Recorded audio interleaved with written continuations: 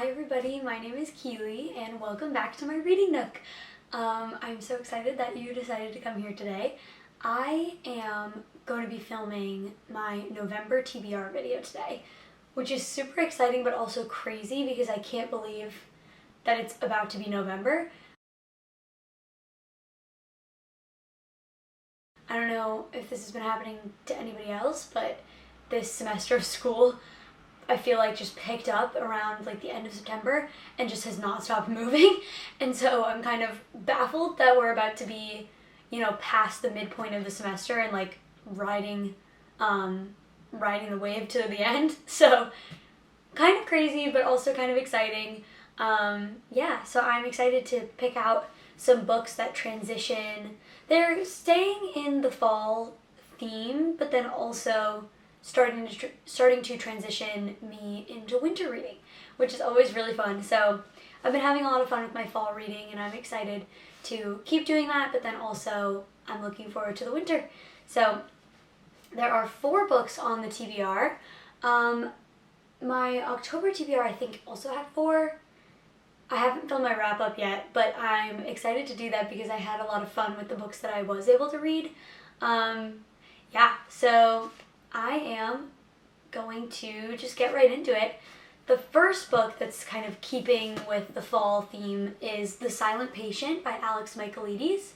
I am really excited for this one because in September I read a book by the same author called The Maidens, which I really, really enjoyed. It was dark academia, thriller, like big twist ending kind of vibe, and I was a huge fan of it. I thought that it was super fast-paced and it really kept me interested, which was really what I needed during the school semester. I really needed to have something that was moving super fast so that I could feel like I was making progress. This one is a little bit longer, I think. Yeah, this one's about, I think, like 100 pages longer than The Maidens, but I'm hopeful that I will still be able to get it done just because of the fact that my previous experience with this author is that like the thriller is super fast-paced and you're intrigued enough to like keep reading a lot in one day. So I'm hopeful that that will happen here. I've heard really good things about it, but I've also heard a couple of meh reviews like sprinkled in. And I'm kind of excited to see what I think about it because I had heard more overwhelmingly positive reviews of The Maidens, and I really enjoyed it as well. But for The Silent Patient, some people don't love it. And the back of it describes it as, oh my goodness, thank you to anyone out there who said bless you. Sorry for the interruption. The back of this book describes a story about a murder. So it says, Alicia Berenson's life is seemingly perfect until one night when her husband Gabriel returns home late from work and Alicia shoots him 5 times in the face and then never speaks another word. Kind of shocking, kind of draws the reader in if you ask me. Then it says, Alicia's refusal to talk or give any kind of explanation turns a domestic tragedy into a mystery that captures the public imagination. And she, the silent patient, is hidden away from the tabloids at The Grove, a secure psychiatric unit in North London. Criminal psychotherapist Theo Faber is captivated by Alicia's story and jumps at the opportunity to work with her. His determination to get her to talk and unravel the mystery of why she shot her husband will take him down a path more unexpected and terrifying than he ever imagined. So it sounds like a very spooky murder mystery, but I think that less interesting than the murder itself will be the relationship between the psychotherapist and the patient and sort of like the lengths that he goes to get her to talk. So I'm very curious about it. It's certainly an intriguing plot. And I definitely think it'll be a fast-paced thriller that keeps me interested. So I'm pumped to read another book by Alex Michaelides. I think these are the only 2 that he has out so far, The Maidens and The Silent Patient. But yeah, I'm really excited for this one. And then the next book that is continuing on with the fall theme is a book that was on my October TBR, but I am rolling it over into my November because I am excited enough about it, but I just didn't have a chance to read it throughout October, and that is And Then There Were None by Agatha Christie. This one I'm super excited about because I have never read anything by Agatha Christie. I've heard obviously amazing things. I mean, like the cover of this calls her the Queen of Mystery, which is kind of what she's referred to as. And I've never read anything by her, but I just know that she is, you know, a very popular author, and specifically a very popular fall time mystery author, which is cool. I'm really, really excited to dive into this and see what I think about her. I love a mystery book. I love a thriller. So I'm hopeful that I'm really going to be into this. And Then There Were None is a very popular one of her popular books. Like, most of her books are very popular, but this one is a very popular one. I think because, as opposed to other Agatha Christie books, this one doesn't have, like, one specific detective. This is more so a group of people trying to figure out a mystery together. So, it says 10 strangers are lured to an isolated island mansion off the Devon coast by a mysterious UN Owen. At dinner, a recorded message accuses each of them in turn of having a guilty secret, and by the end of the night, one of the guests is dead. Stranded by a violent storm and haunted by a nursery rhyme counting down one by one, as one by one they begin to die. Which among them is the killer, and will any of them survive? So it seems like kind of thrillery, like less so cozy mystery and more thrillery, because there is like almost this countdown happening, which sounds terrifying. So I'm kind of excited to read it. I think it'll be a really good way for me to continue the Halloween vibes into the month of November, which I always like to do, but spoiler alert, I am also an early Christmas celebrator. I love to start celebrating Christmas as soon as November starts, because I just think there's not enough time. If I wait until December, then I'm so busy with finals and all of the end of school stuff that I don't get to celebrate Christmas until like the 18th. And that's just simply not enough Christmas. So I have to stretch it out to allow myself to have enough time to do all the Christmas things and watch the Christmas movies. So I'm very excited for Christmas to start, but I think it'll also be good for me to stretch out the Halloween vibes a little bit longer.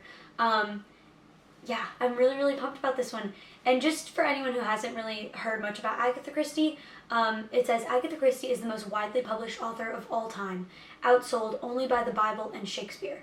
Her books have sold more than 1 billion copies in English and another billion in 100 foreign languages. So she's incredibly popular. People love her mysteries, and I think that it's going to be a really good way to cap off my fall reading for this season. Yeah, so that's And Then There Were None by Agatha Christie. I also really love the cover of this one. Super pumped about it. Okay, so then I'm going to be moving into more of a transition book.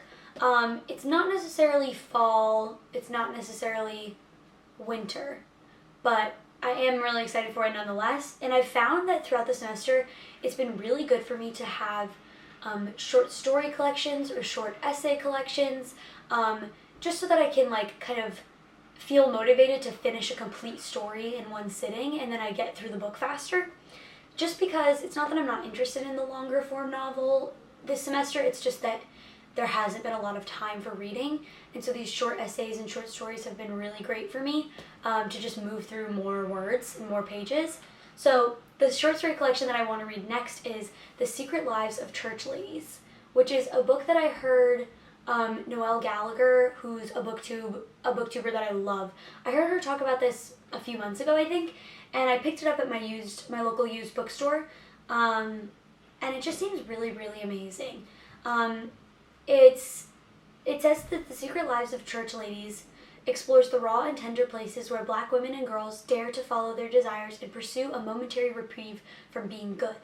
The 9 stories in this collection feature 4 generations of characters grappling with who they want to be in the world, caught as they are between the church's double standards and their own needs and passions.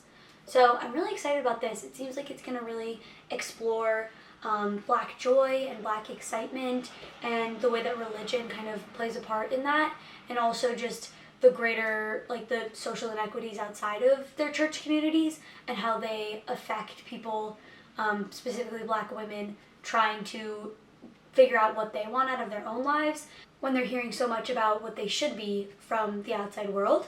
It goes on to talk about the different people that they talk about in the story. So there's 14-year-old Jael, Jael, J-A-E-L, Jael, I think, Jael, who has a crush on the preacher's wife. At 42, Lyra realizes that her discomfort with her own body stands between her and a new love.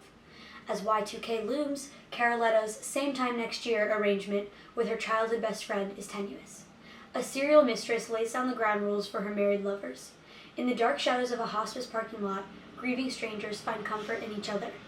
With their secret longings, new love, and forbidden affairs, these church ladies are as seductive as they want to be, as vulnerable as they need to be, as unfaithful and unrepentant as they care to be, and as free as they deserve to be. So it's basically the story of Black women kind of allowing themselves to just exist without the expectations of the rest of the world, and I really think it's going to be beautiful. Yeah, I've heard really awesome things about this, and I'm super excited to read it. The review on the front says, tender, fierce, proudly Black, and beautiful. Yeah. So I'm really excited about this one, and I love a short story collection, like I said, so this should be able to be finished this November, which is really fun. And like I said, I think it gives me, something about church, like, always gives me, like, kind of cozy, intimate vibes, which is kind of wintry to me. I don't know if that sounds nuts, but to me, it bridges the gap well between the fall mystery thrillers and the winter books. So do with that what you will, but that's kind of where I'm coming from this. So The Secret Lives of Church Ladies by Disha Philyaw is what's next. Yay. So then the last book that I have on my TBR for November is another short story collection. Just because I figured, just with this, historically this semester, I have not been reading a lot of long form novels. Just hasn't been happening. Even when they're kind of short novels, they just haven't really been happening. So I'm trying my best, but I've really tried to structure this TBR in a way that, like, sets myself up for success, and success being defined as actually reading all the books on my TBR. So the next book is also a short story collection, and it's one that I just hauled, and that is Ernest Hemingway's The Snows of Kilimanjaro and Other Stories. And I talked about this one in the haul video I did recently, and I mentioned that Kira Foster, another booktuber that I really like, read this in her Rory Gilmore readathon recently. And she talked about how she really enjoyed it. It was very dark, you know, kind of cold. And this, to me, is like symbolizing the beginning of my winter reading. So, The Snows of Kilimanjaro, I'm thinking like bleak, I'm thinking desolate landscape, I'm thinking kind of scary, but I'm really excited to get to this one.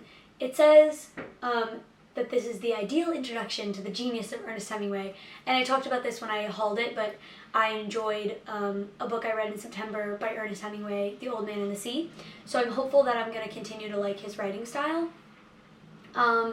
It says, The Snows of Kilimanjaro and Other Stories contains 10 of Hemingway's most acclaimed and popular works of short fiction, selected from Winner Take Nothing, Men Without Women in the 5th column and the first 49 stories.